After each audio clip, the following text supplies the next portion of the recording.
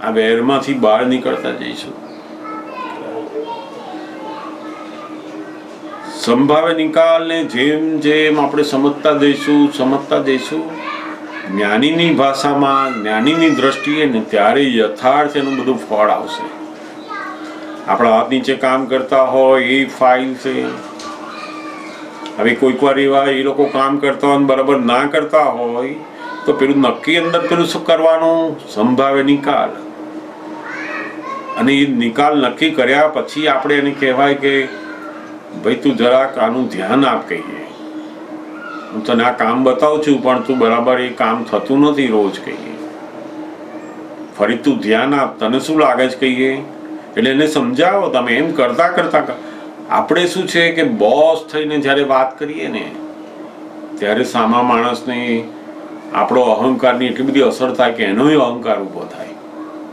પણ તમે સંભાવે નિકાલની અંદર આવીને જ્યારે વાત કરશો ને ત્યારે આખી બધું ફેરફાર થવા માંડશે નહીં, અને એ બધા બરાબર થવા માંડશે. એ કદાચ ના થયા તો તમે જીવન વ્યવહારમાં જે લોકો વ્યવહાર કરતા હોય એવું આપણે કરાય. આપણે એને 2 વખત ચેતવીએ, ના થાય તો આપણે એને કાઢીએ મુકાય કે ભાઈ મને તો આવું કામની જરૂર છે ને જો તું ના કરી શકતો હોય તો પછી હું તને છૂટો કરી દઈશ.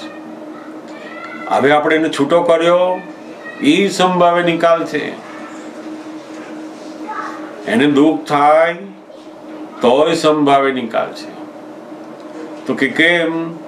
તો કે એને છૂટો કર્યો એટલે એને તો દુઃખ થાય. શેનું દુઃખ થાય છે? કે મને મારા કામમાંથી કાઢી મૂક્યો. હું તો બરાબર જ કરું છું છતાંય મને કાઢી મૂક્યો છે. એને જે દુઃખ છે એ પોતાની માન્યતાનું, પોતાના મનનું દુઃખ છે. આપણે એને દુઃખ આપ્યું નથી એટલે આપણે એના રિસ્પોન્સિબલ બિલકુલ છે નહીં. અને આપણે જ્યારે એની જોડે વ્યવહાર આવ્યો ત્યારે આપણે નક્કી કરેલું કે મારે સંભાવે નિકાલ કરવો છે. એટલે તમારું નક્કીપણું એને જ દાદા ભગવાન આજ્ઞા પાલન કહે છે. એની જોડે શું બન્યું એ તમારે જોવાનું નથી, એમાં બિલકુલ જોવાનું નથી. આ તો પરિણામ બહાર તો. અને એ પરિણામ ઘણીવાર કેવું હોય કે આપણો હિસાબ બહુ ભારે લઈને આવ્યા હોય ને તો તમે સંભાવે નિકાલ કરવાનું અંદર નક્કી કરો ને તો એમાંથી 80% સંભાવે નિકાલ થઈ જાય પણ 20 બાકી રહી ગયો. એટલે પેલો વર્તન કેવું થાય એની જોડે? ઝઘડા વાળું થઈ જાય, બોલાચાલી વાળું થઈ જાય. 20% બાકી રહે છે. પણ એ 20% પછી એની મહેનત બદલાશે. એ પ્રતિક્રમણ કરો, ફરી પાછું બદલો, અંદરથી એના માટેના આપણા અભિપ્રાયો બદલો, એટલે ફરી પાછું સરસ થઈ જશે. પણ જેવું તમે નક્કી કરો છો અંદર એટલે મોટા ભાગનું સંભાવે નિકાલ એ થઈ જ જાય છે. ઘણીવાર આપણને બહાર દેખાય નહીં. આપણને થાય કે આપણી જોડે એનું વર્તન તો બધું આવું નવું જ છે. જો આપણે કેટલું નક્કી કરીએ છીએ પણ તો આ તો આવું નવું જ છે. તો કે ના, આ અંદર જે થઈ ગયેલું છે ને એ જોઈ શકતા નથી આપણે. એટલે આપણે જેમ જેમ જ્ઞાનીની આજ્ઞાને આપણે અંદર નક્કી કરવાનું છે એવી રીતના રાખીને વાપરીશું ને એની મેળે જ 1 વર્ષ, 2 વર્ષ, 4 વર્ષ જશે ને પછી તમને બધું બહારનું પરિણામ દેખાતું જશે. ઓહો, બહુ સરસ રહે છે આ. સંભાવે નિકાલ એ જબરજસ્ત આપણને વિતરાગતા તરફ લઈ જાય છે. ધીમે ધીમે ધીમે ધીમે સંભાવ એટલે સરખું નહીં. ઘણા લોકો શું કે સંભાવ એટલે આની જોડે આવો સરસ ભાવ રાખો, આની જોડે સરસ ભાવ રાખો, નોકર જોડે સરસ રાખો, શેઠ જોડે સરસ રાખો. એવું નથી કહેતા. નોકર જોડે નોકરની રીતે વ્યવહાર અને શેઠ જોડે શેઠ જેવો વ્યવહાર. પણ નોકર જોડે વ્યવહાર કરવામાં આપણને દ્વેષ નથી અને શેઠ જોડે વ્યવહાર કરવામાં રાગ નથી. પેલા રાગ દ્વેષ ઉપર સંભાવ છે. એવું નહીં કે નોકર ને શેઠ 2 હરખા, આ કૂતરું ને માણસ 2 હરખા. એ સંભાવ નથી કહેતા.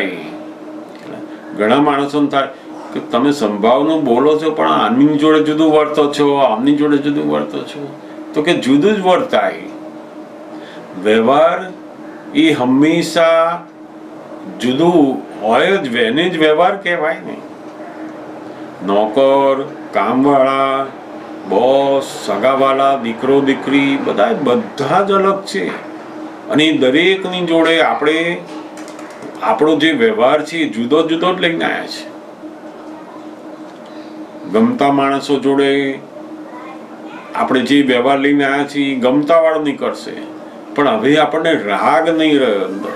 સંભાળ નિકાલ કરવાનું નક્કી કર્યું એટલે શું થયું તો કે રાગ જતો રહ્યો. અને પેલો ના ગમતા માણસ, અપમાન કરનારો માણસ આવે ત્યાંય સંભાવે નિકાલ એટલે દ્વેષ ઉત્પન્ન થતો. સંભાવનો મતલબ છે રાગ દ્વેષ ના થવા.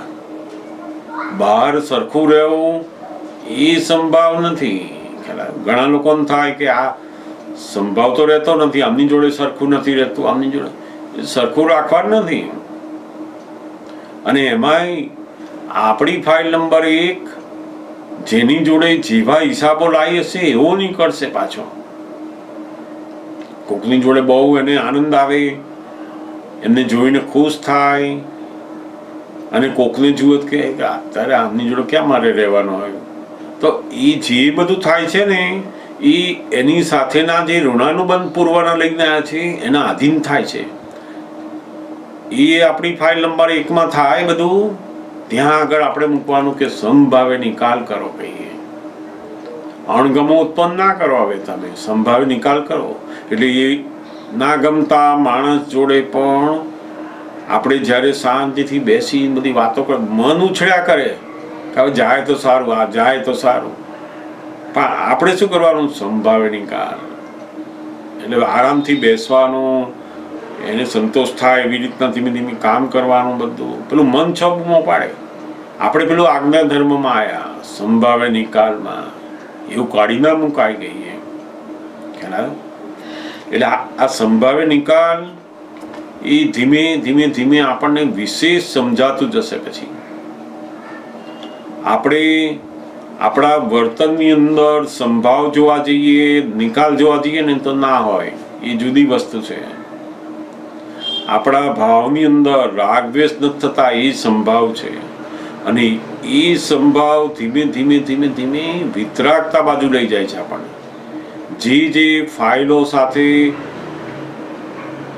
આપણને ફાઇલની વ્યવહાર કરતી વખતે પણ શુદ્ધાત્મા સહેજ પણ ભૂલાતા નથી, ત્યાં એટલા વિતરાગ થયા આપણે.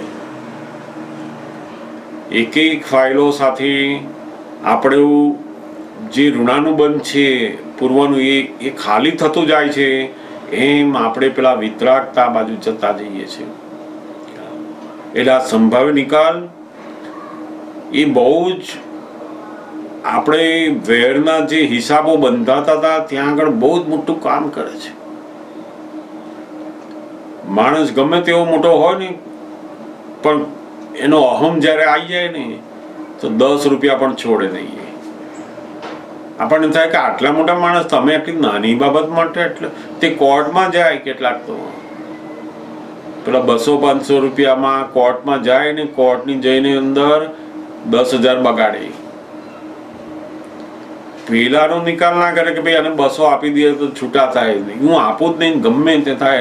એ સમજે છે શું એના મને, હું એને બતાવી જ દઉં. આ વખતે મારું જે થવાનું એ થાય, પણ હું એને બતાવી દઉં. તે આ અહમના કારણે જ એ અનંત અવતાર બાંધે છે એની અંદર જ. ત્યાં દાદા ભગવાન અહીં કહે છે કે આ સંભાવ નિકાલનું સમજ્યો તો કામ જ થઈ ગયું. અને વ્યવહારની અંદર તો આપણને છેતરનાર મળ્યા, આપણું લઈ જનાર મળ્યા ને તો આપણે ખુશ થવાનું કે આ બધી જે ફાઇલો આવે છે ને તે શું કરે છે આપણને? તો કે આપણો જે પેલો લોભ તોડે, આપણું માન તોડે એવી ફાઇલો. એટલે બહુ જ ઉપકારી કહીએ. જો બધી ફાઇલો આપણી વાત સાંભળે અને આપણને જ આમ માને, આપણું બધું આવો કરતા હોય ને તો મોક્ષે ના જઈએ આપણે. કોઈક એવી ફાઇલો હોવી જોઈએ ને કે આપણું અપમાન કરે, આપણને બૂમો પાડે, એવી આપણને ના ગમતી ફાઇલો આવે ને ત્યારે બહુ જ ખુશ થવાનો. ઓહો, આ ફાઇલોથી જ મને મોક્ષ યાદ આવશે, મોક્ષે જવાનું યાદ આવશે અને જ્ઞાનીની આજ્ઞાઓ પણ યાદ આવશે. ગમતી ફાઇલો અને ના ગમતી ફાઇલો છે તો બધી ફાઇલો જ, પણ આ ના ગમતી ફાઇલો બહુ જ ઉપકારી છે. કહેવાય ને ઘણા માણસો ચીકણી ફાઇલો આપણે એક વાર સમજાવીએ, 2 વાર સમજે જ નહીં. આપણને થાય કે આ બધાને ખબર પડે, તમને ખબર નથી પડતી, તોય પણ એ ના સમજે. ચીકણી ફાઇલો કેમ તો કે આપણી વાત એને નહીં સમજાય, બધાની સમજાશે એને. ચીકણી ફાઇલ એટલે આપણે એની જોડે એવા જબરજસ્ત વેરના હિસાબો લાયા હોય. કેટલાક નથી હોતા, એક નાનકડી ઘરમાં શું રસોઈ બનાવી તો કે અડધો કલાક સુધી ચર્ચા ચાલે. તે અડધો કલાક પેલા કહે ને એ કે એમાં બેમાં અડધો કલાક ચાલે ને એમાંનું કશું નક્કી થાય નહીં પાછું. એટલે પેલા કહે કે હું તો પછી બહારથી જમીને જવાનો છું, એમ તને જે ખાવું એ ખાઈ લેજે એમ. તો અડધો કલાક પેલી કર્યું તો કઈ મેળ આવ્યો નહીં, કારણ કે આ હિસાબો કેવા છે, બહુ ચીકણા ચીકણા હિસાબ. હવે સંભાવ્ય નિકાલ આવે ને ત્યારે બધું સરસ થતું જાય. કેટલી કેટલી બધી જિંદગીઓમાં પોતે પોતાનું ધાર્યું જિંદગી જીવેલા છે બધા, અને શોધે છે શું? પછી પ્રેમ શોધે છે. પ્રેમ તો ક્યાંથી મળે? તમે બીજાના આધીન જીવો ત્યારે કોઈ પ્રેમ આપે. આ દુનિયામાં આપણે પોતે પોતાના અહમને અધીન જીવીએ તો કોણ પ્રેમ કરે? કોઈ વ્યવહારમાં લાગણી ના કરે ને એની. એટલે આ સંભાવ્ય નિકાલથી શું થાય તો કે આપણે જ્યાં જઈએ ને ત્યાં બધા જોડે ગમીએ, સરસ વ્યવહાર થાય બધું, અને આપણું જ્ઞાનનું કામ પણ થતું જાય.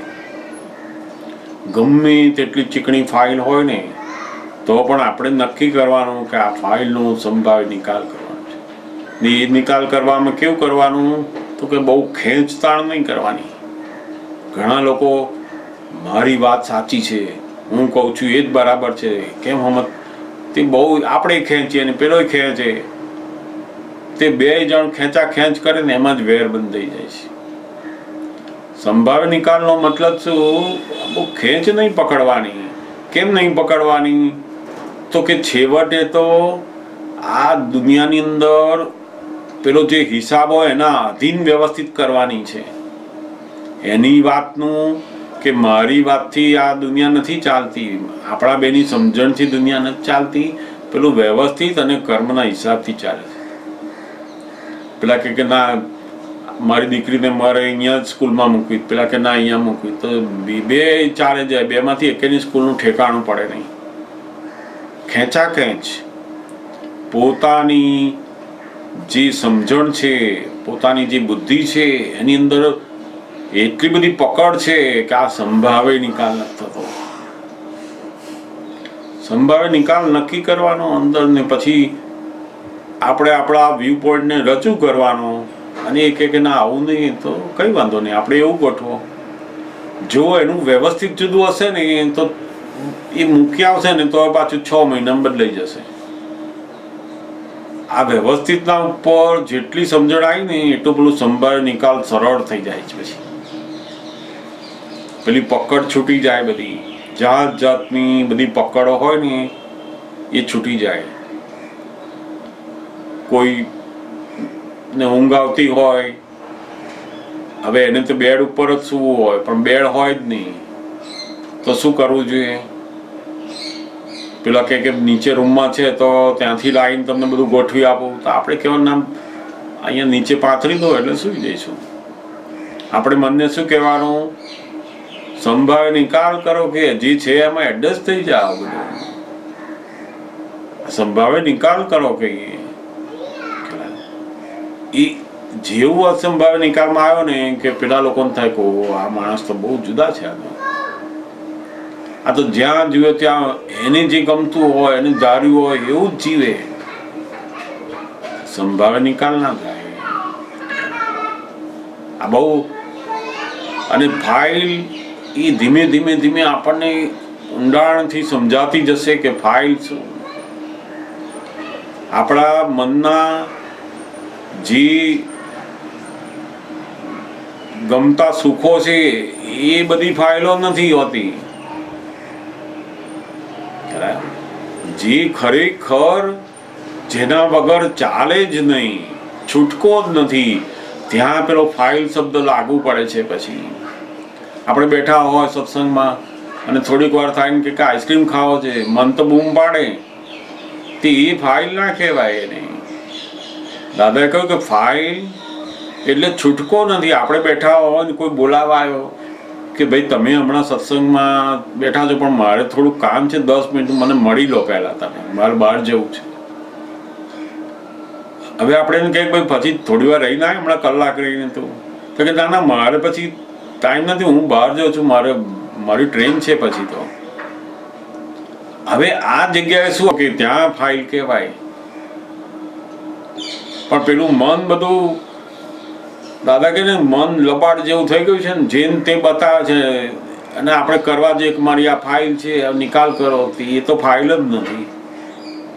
ત્યાં એને સમજવું પડે કે ફાઇલ કોને કહેવાય, જેમાં આપણો છૂટકો જ નથી.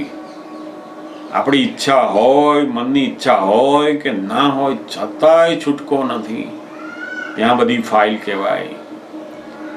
એમાં ફાઇલ નંબર 1 ને ઊંઘ આવતી હોય, ભૂખ લાગી હોય, તરસ લાગી હોય, ટેકો દેવો હોય, બધું ફાઇલ છે. સંભાવે નિકાલ કરો એનો. એવી રીતના file number second, third, fourth, એની જોડે નિકાલ કરવાનો છે. જગતના બધા જ લોકો ત્યાગ કરવાનો બહુ સરસ આવડે. તમે કોણ કહો તું તારી જાતે કર લે બધું, મને કહીશ નહીં કરશું, એ જલ્દી આવડે આપણને. પણ એની જોડે રહેવાનું અને પેલું સંભાવે નિકાલમાં રહેવાનું, એ તપશ્ચર્યા છે. અહંકારને કેવું છે તો કાપી નાખતા આવડે અને જોડતા આવડે. કોકની જોડે જોડાય ને કોકની જોડે કાપી નાખે, એ અહંકારને બહુ આવડે. જ્યારે આની અંદર કેવું છે સંભાવે નિકાલ, જેની જોડે ના ફાવતું હોય એની જોડે પણ સંભાવે નિકાલમાં રહી અને નિકાલ કરો. એની જોડે બિલકુલ એને દુઃખ ના થાય એવી રીતે નિકાલ કરો. કેટલીક ફાઇલો પાછી એવી હોય, આપણે એવા હિસાબો એની સાથે લઈને આવ્યા હોય ને કે આપણે તો આજે ને આજે નિકાલ કરવો હોય પણ થાય નહીં. એ કે હું કાલે આવીશ, પછી આવીશ, રોજ આવે આપણી જોડે. આપણને થાય કે આને કશું કામ નથી, મારું બગાડે છે બધું. પણ એ બધા શું છે તો કે બધી ફાઇલો છે. આ ધીમે ધીમે સંભાવે નિકાલ કરો એનો. હવે એની જોડે વેર ના બંધાય, એને દુઃખ ના થાય, એવી રીતના નિકાલ કરવાનો. કોઈ પણ પઝલ ઊભું થયું ફાઇલ જોડે, ત્યાં તરત ધ્યાન આપવાનું કે આ સંભાવે નિકાલમાં આવો. આપણે હવે અત્યાર સુધી બધી સંસારની જાગૃતિ હતી, મારું નામની જાગૃતિ, પૈસાની જાગૃતિ, અહમની જાગૃતિ, હું આમ છોડું જ નહીં, એ મારા વિશે બોલે જ કે આ જાગૃતિ હતી બધી સંસારની. હવે આપણે એ જાગૃતિમાંથી બહાર નીકળ્યા કે આ તો બધું ફાઇલ નંબર 1 નું થઈ ગયું, મારું નથી હવે. એટલે આપણે એમાં સંભાવે નિકાલ. કોઈ અવળું બોલ્યું એનો સંભાવે નિકાલ, સારું બોલ્યું એનો સંભાવે નિકાલ. સારું બોલ્યા ઉપર ચોંટવાનું નહીં અને પેલો આપણું ખરાબ બોલ્યું એના પર દ્વેષ નહીં કરવાનો. એ સંભાવે નિકાલ આવ્યો ત્યાં આગળ.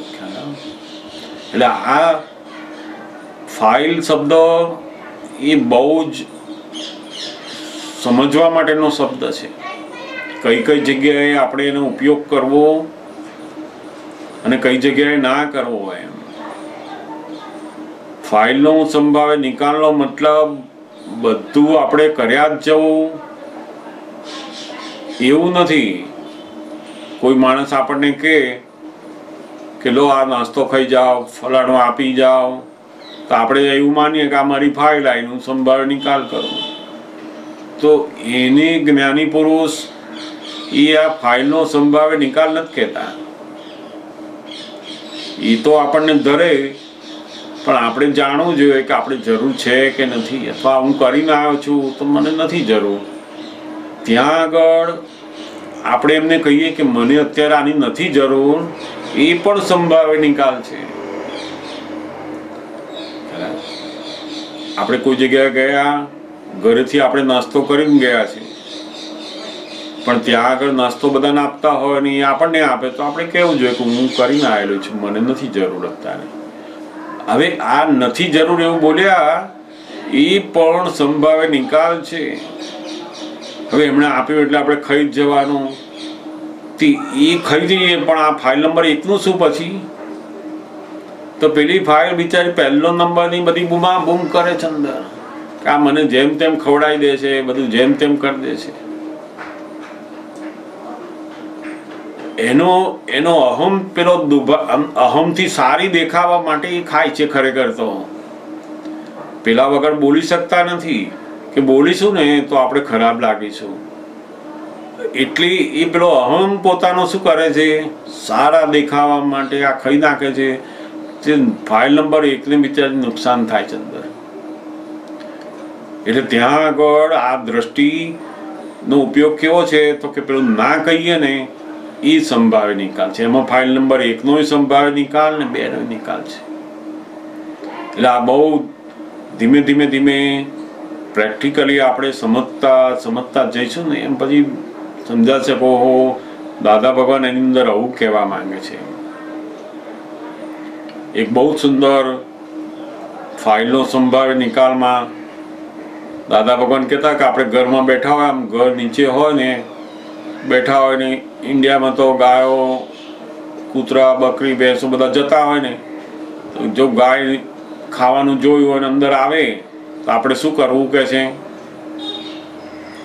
ગાય આવે અંદર એટલે ઘણા પછી ત્યાં ભાઈ હવે તો આપણે જ્ઞાન લીધું, હવે તો આવો શુદ્ધાત્મા બેન કરીએ આપણે, કે તમે જતા રહો પાછા. તો જાય ખરા કે છે? કે ના જાય. આપણે પેલું શુદ્ધાત્મા કરીએ, પણ એનું ધ્યાન શેમાં હોય કે તમે શાક સમારતા હોય ને એ દેખાતું હોય એને, તો તમે શુદ્ધાત્મા કહેતા હોય ને તો પેલું શાકનું દેખાતું હોય કે આ ખાવાનું અહીં છે. તમે કશું ના કરો ને તો એ ધીમે એક પગલું બીજું આગળ મૂકે, એમ કરતા કરતા એ ઘરમાં આવી જાય કે છે. તો કે ત્યાં આગળ શું કરવાનું?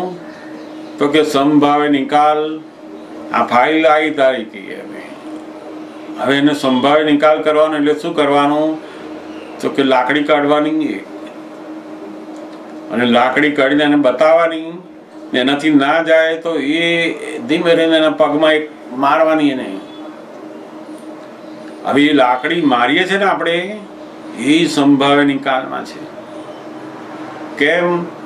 તો કે એની જે ભાષા છે ને, એની ભાષામાં એની વાત કરવી આપણને દ્વેષ નથી, પણ એ જો અંદર આવી જશે ને તો આ બધું બગાડશે ને પછી એને બહાર નીકળવું મુશ્કેલ થશે. એને તો આપણે બધી એને મૂંઝવણ થાય ને આપણે મૂંઝવણ થાય કે છે. એટલે અંદર આવી જાય તો વધારે નુકસાન થાય, વેરઝેર કષાયો વધારે ઉત્પન્ન થાય. તો એની ઓછું કસાય થાય એવી રીતના કરવું, એને પણ સંભાવ્ય નિકાલ કયો. આપણે એકવાર લાકડી મારીને જતી રહી તો એમાં એનું કલ્યાણ છે ને આપણા બધાનું કલ્યાણ છે. મૂંઝવણ ઓછી કરી આપણે. એક જ લાકડીથી બંનેની મૂંઝવણ ઓછી થાય છે. એટલે ભગવાન કહે છે કે મોટી હિંસા થતી હોય એમાં તમે નાની હિંસાથી પતાવો છો, એને પણ ભગવાન સંભાવ્ય નિકાલ કહે છે.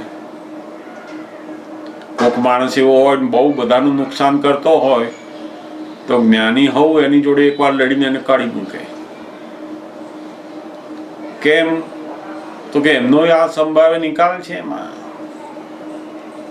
જ્ઞાની કશું બોલે જ નહીં, કોઈને લડે જ નહીં, ઊંધું થતું હોય બધાનું કરવા જ દે, એવું ના હોય. એમને એ સંપૂર્ણ આજ્ઞા તો એમના સ્વભાવમાં છે, છતાં પણ એમનો જે વ્યવહાર છે એની અંદર આ વધારે હિંસાની અંદર ના જાય, બીજા 50-100 પ્રોબ્લેમ ઊભા ના થાય એવો વ્યવહાર સાથે બધું મૂકે, એટલે એને સમ્યક વ્યવહાર કહેવામાં આવે છે. જે હિંસા 100 ગણી થતી હોય એના બદલે 10 ગણી કરીને બાજુએ મૂકી દેવી, એને 90% હિંસા બચાવી એ સંભાવે નિકાલમાં આવે છે. એટલે જ્ઞાની પણ એમના જીવન વ્યવહારમાં ઘણી બધી જગ્યાએ આ જ્યારે જોવામાં આવે ને ત્યારે આપણને સમજાય કે ઓહો, અહીંયા સંભાવે નિકાલ છે. સામેનો વ્યક્તિ ગમે તેવું ઊંધું છતું કરે, બધું બગાડ કરે તો આપણે બોલવું જ નહીં, એ સંભાવે નિકાલ એવું નથી કહેતા. એટલે આ જેમ જેમ આપણને યથાર્થ સમજ અહીંયા ખીલતી જશે ને પછી આપણને આવડી જશે કે ઓહો, આ સંભાવ નિકાલ. અને એમાં સૌથી અગત્યની વાત પેલી છે કે આપણે નક્કીપણું કરવાનું છે. આ પહેલું તો અત્યાર સુધી આપણે ગમતું હોય એટલું જ કરતા, ના ગમતું છોડી દેતા. એને હવે નક્કી કર્યું કે આ સંભાવે નિકાલ આવો, ગમતું હોય કે ના ગમતું હોય બંનેનો નિકાલ કરવાનો છે અમારે. સમજાય ને? એટલે આ જેમ જેમ આપણને સંભાવે નિકાલની આજ્ઞાની યથાર્થતા અંદર આવતી જશે ને એમ વ્યવહારમાં પણ એ પેલું આવતું જશે. શું પૂછે મયુરીબેન? કઈ પૂછે છે? આપણે સંભાવે નિકાલના નિશ્ચયને વળગી રહેવાનું છે. દાદા ભગવાન શું કે તમારે બહાર ના થયું તો પેલું નિશ્ચય છોડી નહીં દેવાનું કે હવે આની જોડે સંભાવે નિકાલ થતો નથી, જવા દો ના, તો શું હોય એમ. આપણે પેલો નિશ્ચય આપણો પાક્કો રાખવાનો, સંભાવે નિકાલ કરવો છે. અને આપણને એનો દોષ દેખાય છે તો પ્રતિક્રમણ કરાવો. એની જોડે એવા ચીકણા રોણાનું બંધ લાયા છે કે પ્રતિક્રમણ કરો ત્યાં, બસ.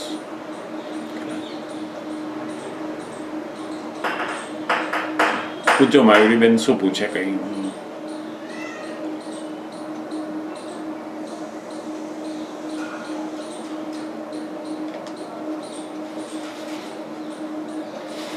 અવાજ આવતો નથી.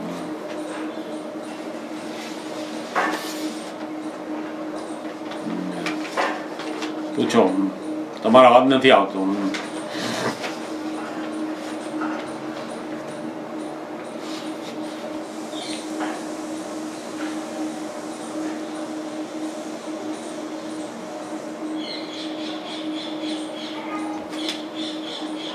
એક જ મિનિટ.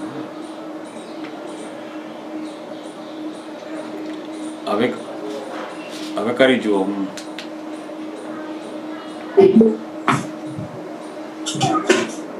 અવાજ અમને લોકોને બધાને આઈ થિંક આવે છે. હા બોલો. આવે છે? હા આવે છે, સરસ આવે છે.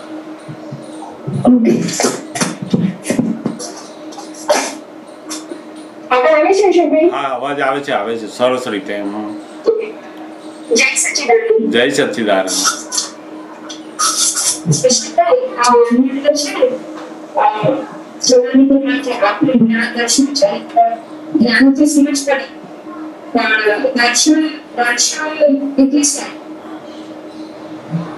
જ્ઞાન, દર્શન, ચારિત્ર,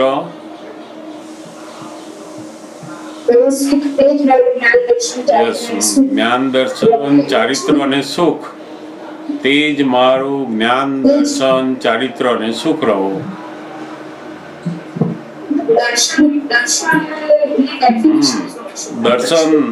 દર્શન એટલે આપણી સમજણ. આપણે સાદી ભાષામાં દર્શન એટલે આપણી જે બિલીફ છે એ દર્શન છે આપણું. આપણે પહેલા કેવું દર્શન હતું તો કે હું જ મયુરીબેન છું એવું દર્શન હતું. જે આપણે નહોતા એને આપણે માનતા હતા એને કુદર્શન કહેવાય છે. ઊંધું દર્શન હતું આ. હવે આપણને શું દર્શન થયું? આપણે જે છે એ આપણે માનીએ છીએ કે હું ખરેખર શુદ્ધાત્મા જ છું. એ આપણને અંદર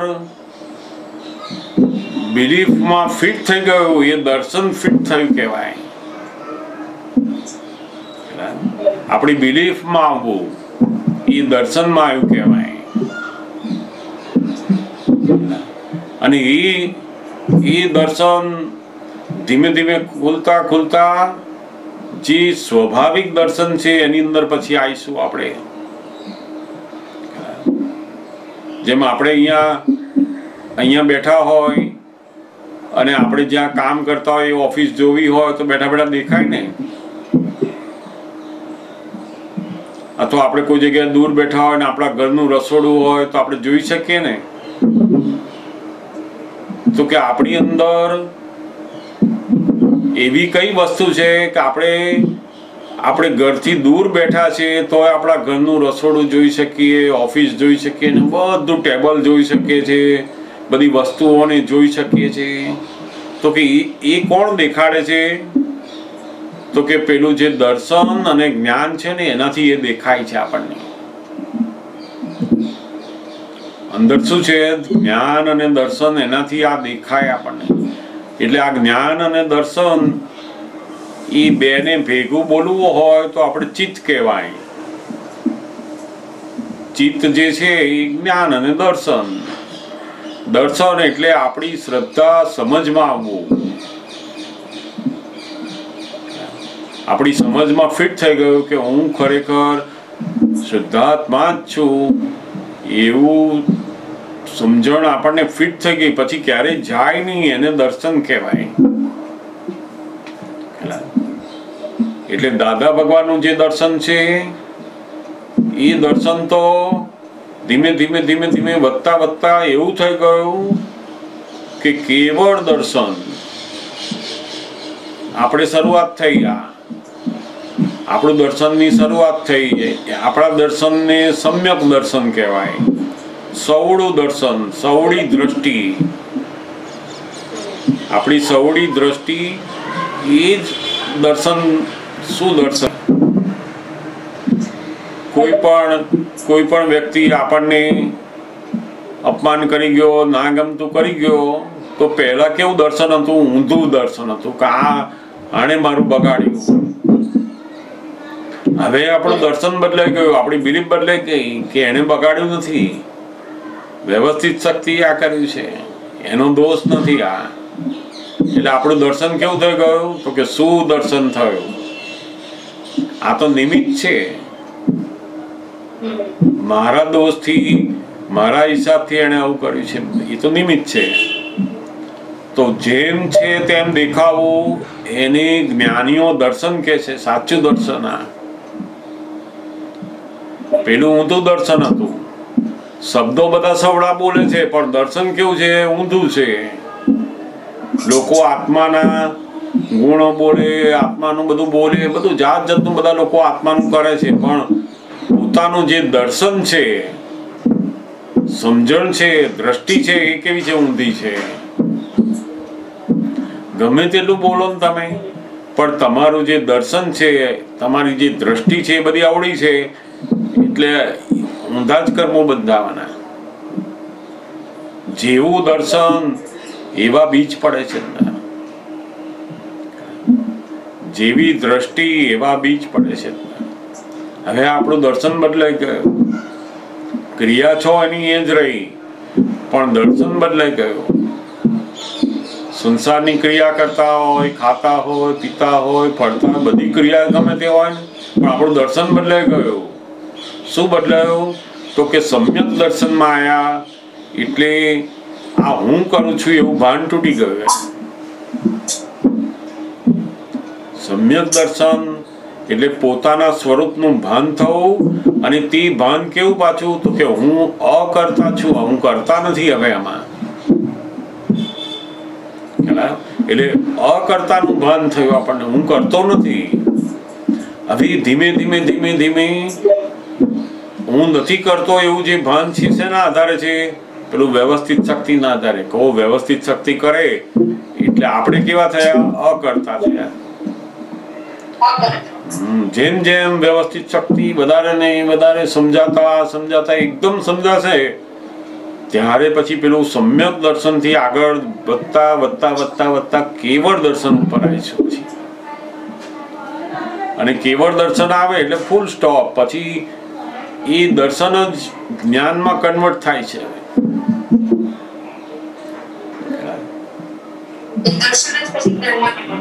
દર્શન એટલે દ્રષ્ટિ, સમજણ આપણી.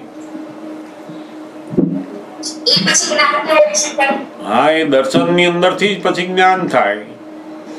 પહેલું દર્શન, પછી જ્ઞાન અને પછી ચારિત્ર. ક્રમિક માર્ગ ની અંદર જ્ઞાન, દર્શન અને ચારિત્ર. પહેલું જ્ઞાન કરવાનું એમને જ્ઞાન કયું હોય તો કે પેલું શ્રુત જ્ઞાન, સાંભળીને બધું કરવાનું. અહંકારે કરીને બધું સાંભળે અને અહંકારથી અહંકારને ધોવાનો પાછો એને. એટલે એને પહેલા જ્ઞાન સાંભળે અને એ સાંભળેલું જ્ઞાનની અંદર એ બધી સાધના કરી અને દર્શન ઊભું કરવાનું એને. એટલે ક્રમિક માર્ગમાં જ્ઞાન પહેલું, પછી દર્શન ને પછી ચારિત્ર. અક્રમની અંદર પહેલું દર્શન આપણને આપણી સમજણમાં ફિટ થઈ ગયું. અને જેવું સમજણમાં ફિટ થઈ ગયું, આવી એ દર્શન જોડે આપણે તપ કરીએ એટલે જ્ઞાનમાં આવ્યા. જેમ મયુરીબેન નું કોઈ અપમાન કરે ને ત્યારે તારું દર્શન કામ કરે. પછી અંદર સમજણ પેલી કામ કરે. શું તો કે હું શુદ્ધાત્મા છું ને આ ફાઇલ નંબર 1 નું અપમાન કરે છે. અને પેલો અપમાન કરનાર તો નિમિત્ત છે. તોય પાછું મયુરીબેન નું અંદર મન બુદ્ધિ તો હોય ને એટલે તો પાછા ઉછળે અંદર કે અમને આમ કરી નાખો, તેમ કરી નાખો. એ સમજે છે શું એના મનમાં? તે પેલા મન બુદ્ધિ ઉછાળા મારે ને એ વખતે આપણે શુદ્ધાત્મા થઈને એને જોયા જ કરવાનું. એટલે આપણું દર્શન શુદ્ધાત્માનું. અને આ જે મન બુદ્ધિ ઉછાળા મારે એને આપણે જોયા કર્યું, એ તપ થયું કહેવાય. એટલે પેલું દર્શન શુદ્ધાત્માનું અને આ મન બુદ્ધિને ઉછાળાને જોયા કર્યું, એ તપ થયું. એટલે